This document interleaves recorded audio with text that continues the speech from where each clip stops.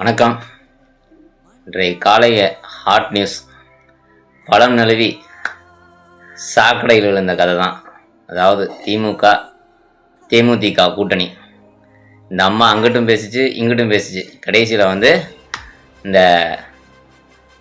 விஜயகாந்த் யாரை எதிர்த்து கட்சி ஆரம்பித்தாரோ அந்த திமுகவுடைய போய் இன்றைக்கி கடைசியில் ஐக்கியமாயிருக்கு.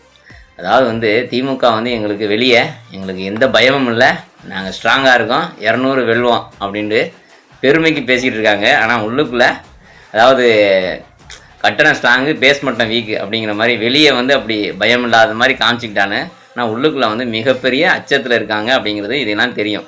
அதாவது பொங்கலுக்கு 3000 ரூபா கொடுத்தாங்க, அடுத்து பிப்ரவரி மாதம் அது சிறப்பு திட்டமாக கோடை காலம் காசுலாம் போட்டு 5000 கொடுத்தாங்க.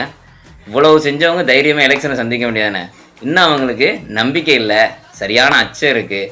அதனால தான் இன்னும் 4 கட்சிகள் கூட கூட்டணியில் சேர்த்துக்குருவாங்க. அதனால தான் வரக்கூடிய எல்லாரையும் சேர்த்துக்கிறாங்க.